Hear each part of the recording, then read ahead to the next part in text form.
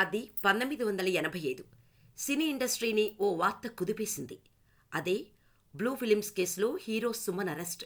అటు తమిళ్, ఇటు తెలుగు సినీ ఇండస్ట్రీని ఒక్కసారిగా షాకుకు గురిచేసింది. అయితే కావాలనే ఆయనను ఆ కేసులో ఇరికించారనే వార్తలు వచ్చాయి. అయితే ఈ కేసు తర్వాతే ఆయన వివాహం చేసుకున్నారు. వారి ప్రేమకు ప్రతిరూపంగా ఓ కూతురు పుట్టింది.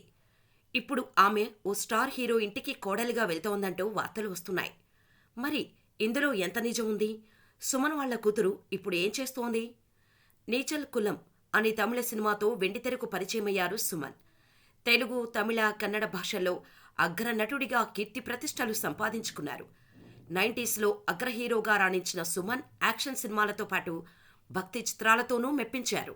అప్పట్లో మెగాస్టార్ చిరంజీవి ప్రభంజనం ఎలా ఉండేదో ప్రత్యేకంగా చెప్పనక్కర్లేదు. ఆయనకి పోటీగా ఎవ్వరూ నిలిచేవారు కాదు. అలాంటి స్టార్డమ్ని ఎంజాయ్ చేస్తున్న మెగాస్టార్ చిరంజీవికి ఊపిరి ఆడలేనంత పోటీ ఇచ్చిన ఏకైక హీరో సుమన్ మాత్రమేనట.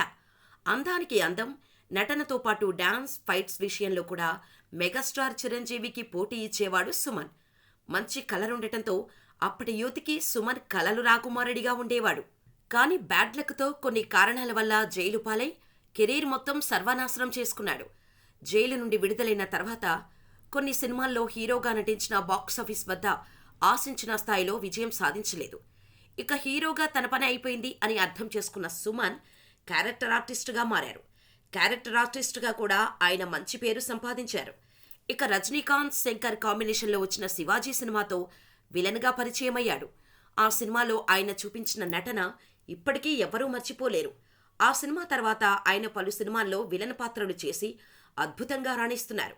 ఇక సుమన్ పర్సనల్ లైఫ్ గురించి మాట్లాడుకోవాల్సి వస్తే తెలుగు సీనియర్ రచయిత అయిన డివి నరసరాజు మనవరాలు అయిన శిరీష తల్వార్ని వివాహం చేసుకున్నాడు సుమన్. అప్పట్లో సుమన్ పెళ్లి కూడా చాలా పెద్ద సెన్సేషన్ క్రియేట్ చేసింది. ఎందుకంటే బ్లూ ఫిలిమ్స్ కేసులో జైలుకు వెళ్లి వచ్చిన కొన్ని రోజులకే ఈ పెళ్లి జరిగింది. సుమన్ శిరీషలకు ఒక కుమార్తె కూడా ఉంది. ఆమె పేరు అఖిలజ ప్రత్యూక్ష. ఈమె క్లాసికల్ డాన్సర్. ప్రత్యూక్ష అందం ముందు మన టాలీవుడ్ హీరోయిన్స్ కూడా సరితూగరు అనడంలో ఎలాంటి సందేహం లేదని చెప్పొచ్చు. అతిలోక సుందరి పైనుంచి వచ్చి నృత్యం చేస్తుందా అనేలా ఉంటుంది ప్రత్యూక్ష. ఈమె రవీంద్ర భారతి వంటి కళాక్షేత్రంలో ఎన్నో డాన్స్ పోటీలలో పాల్గొని లెక్కలేనన్ని అవార్డులను కైవసం చేసుకుంది. ప్రత్యూక్ష అందానికి ఫిదా అయిన ఎంతోమంది ప్రొడ్యూసర్లు సుమన్ ఇంటి ముందు క్యూ కట్టేవారు. ఆమెను ఎలాగైనా సినిమాల్లోకి తీసుకురావటానికి చాలామంది ట్రై చేశారు. కానీ సుమన్ ససేమిరా ఒప్పుకోలేదట. ప్రత్యూక్ష కూడా సినిమాలంటే అంతగా ఆసక్తి చూపించకపోవటంతో ఈమెను వెండితెరపై చూసే అవకాశం లేదని చెప్పుకోవచ్చు. అయితే ఒక ఇంటర్వ్యూలో సుమన్ తన కూతురు గురించి చెబుతూ తను క్లాసికల్ డాన్సర్ అని చెప్పుకొచ్చారు. 2 ఏళ్ల క్రితం ఆమె మణిపాల్ యూనివర్సిటీలో హ్యూమన్ జెనెటిక్స్లో గోల్డ్ మెడల్ సంపాదించినట్టు చెప్పారు.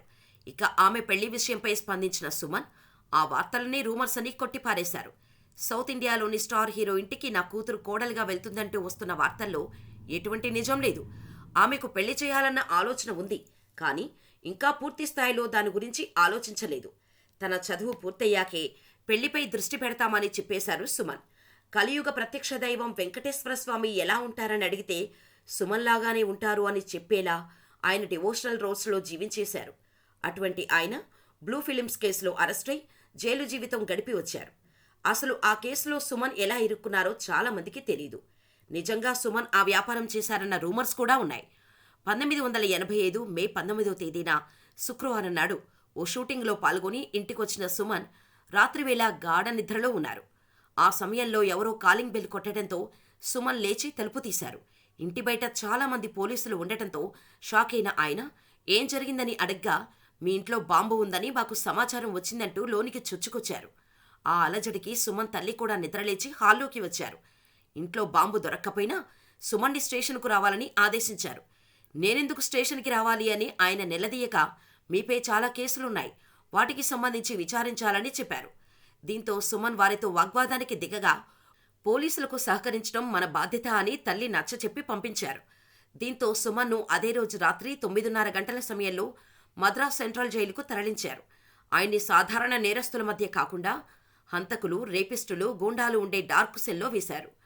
అలా 1985 మే 20వ తేదీ రాత్రి సుమన్ జీవితంలో కాలరాత్రిగా గడిచింది. ఆ తర్వాత రోజు వార్తాపత్రికల్లో సుమన్పై అనేక కథనాలు వెలువడ్డాయి. తల్లి, మేనేజర్ సారథి జైలుకొచ్చి ఆయన్ని నిస్సహాయ స్థితిలో చూసి చలించిపోయారు. అమాయకుడైన తన కొడుకును అన్యాయంగా కేసులో ఇరికించి అరెస్ట్ చేశారని భావించిన సుమన్ తల్లి న్యాయ పోరాటానికి సిద్ధమయ్యారు. ఈ క్రమంలోనే హీరో సుమన్ జీవితం సెంట్రల్ జైల్లో చీకటి సెల్కి పరిమితమైంది. అదే సమయంలో రాజకీయ ఖైదీగా ఆ జైలుకొచ్చిన డీఎంకే అధినేత కరుణానిధి, మాజీ ముఖ్యమంత్రి కరుణానిధి సుమన్ పరిస్థితి చూసి చలించిపోయారు. సుమన్పై ఉన్న ఆరోపణలేంటి? మీరు ఆయన్ని ట్రీట్ చేస్తున్న విధానమేంటి? సుమన్ దోషి అని తేల్చకుండానే డార్క్ రూములో ఎలా ఉంచుతారు అంటూ జైలు సూపరింటెండెంట్ మీద ఆగ్రహం వ్యక్తం చేశారు. సుమన్ని సాధారణ జైలుకు మార్చకపోతే తీవ్ర పరిణామాలు ఎదుర్కోవాల్సి వస్తుందని హెచ్చరించడంతో జైలు సిబ్బంది దిగొచ్చారు. దీంతో సుమన్ చాలా రోజుల తర్వాత చీకటి గది నుంచి బయటకు వచ్చారు. అయితే సుమన్తో సినిమాలు చేసి పేరు, డబ్బు సంపాదించుకున్న చాలామంది ఆయన జైలులో ఉన్నప్పుడు పట్టించుకోలేదని, కొందరు మాత్రం అప్పుడప్పుడు జైలుకొచ్చి పరామర్శించి వెళ్లేవారని ఆయనకు బాగా తెలిసిన వారు చెబుతుంటారు. అయితే నిజానికి ఆ కేసులో సుమన్ ఇరుక్కోవటానికి కారణం ఓ ఫ్రెండ్. సుమన్కి దివాకర్ అనే ఒక ఫ్రెండ్ ఉండేవాడు. ఆయనకు క్యాసెట్ రెంట్కు ఇచ్చే షాపు ఉండేది. అలా సుమన్ దివాకర్ షాపు దగ్గర సినిమా క్యాసెట్స్ తీసుకుని వెళ్లేవారు. అలా వారి మధ్య స్నేహం మంచి బంధంగా మారింది. ఎలా అంటే ఒకరింటికి ఒకరు వెళ్లే అంతలా. అలా ఓ రోజు దివాకర్ సుమన్ కారును అడిగితే ఇచ్చారు. దాన్ని దివాకర్ బ్లూ ఫిలిమ్స్లో వాడారట. దీంతో ఈ వ్యవహారంలో సుమన్కు సంబంధం ఉందని 1985లో అరెస్ట్ చేశారు. బెయిల్ కూడా రాకపోవడంతో చాలా కాలం జైల్లోనే ఉన్నారు సుమన్. సుమన్ని కావాలనే జైలుకు పంపించారన్న రూమర్ కూడా ఉంది. కానీ సుమన్ ఆ పని చేశారంటే ఎవ్వరూ నమ్మలేదు. దీంతో సుమన్ కోసం స్టాండ్ తీసుకొని చాలామంది సెలబ్రిటీలు అండగా నిలిచారు. చివరికి ఈ కేసులో ఆయన నిర్దోషిగా విడుదలయ్యారు. కానీ అప్పటికే సుమన్కి జరగాల్సిన నష్టం జరిగిపోయింది. ఆ తర్వాత కారుదిద్దిన కాపురం, గుండమ్మ కథ, రాముడు భీముడు, యమగోళ వంటి సూపర్ హిట్ సినిమాలకు కథలను అందించినటువంటి డివి నరసరాజు గారు తన మనవరాలు శిరీషను సుమన్కి ఇచ్చి పెళ్లి చేశారు. ప్రముఖ రచయిత తన మనవరాలని సుమన్కు ఇవ్వటంతో అంతా ఆలోచనలో పడ్డారు. సుమన్ తప్పు చేసి ఉంటే రాజుగారు స్వయంగా ఎందుకు తన మనవరాల్ని ఇచ్చి వివాహం చేస్తారని అందరూ అనుకున్నారు. ఇక పెళ్లి తర్వాత సుమన్ సెకండ్ ఇన్నింగ్స్ చాలా గట్టిగా మొదలుపెట్టారు. చిన్నల్లుడు, పెద్దింటల్లుడు, పరువు ప్రతిష్ట, బావుబావుమర్ది, అబ్బాయి గారి పెళ్లి లాంటి సూపర్ హిట్ సినిమాల్లో నటించి తన పూర్వ వైభవాన్ని తెచ్చుకున్నారు సుమన్. ఆ తర్వాత క్రమంగా హీరోగా ఛాన్సులు తగ్గాయి. దీంతో క్యారెక్టర్ ఆర్టిస్టుగా, విలన్గా చేస్తూ బాగా బిజీ అయిపోయారు సుమన్. సుమన్కి యాక్టింగ్తో పాటు కరాటేలో కూడా మంచి ప్రావీణ్యం ఉంది.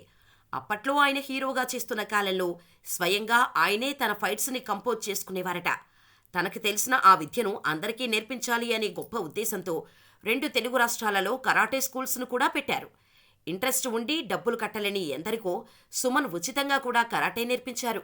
అంతేకాకుండా ఆపదలో ఉన్న ఎంతో మందికి, సినీ కార్మికులకు కూడా ఉపాధి మార్గం చూపించిన గొప్ప మనసు ఉంది సుమన్కి. ఇన్ని గొప్ప లక్షణాలు ఉన్న సుమన్ భవిష్యత్తులో కూడా ఇంకా ఎన్నో వైవిధ్యమైన పాత్రలు పోషించాలి అని మనస్ఫూర్తిగా కోరుకుందాం.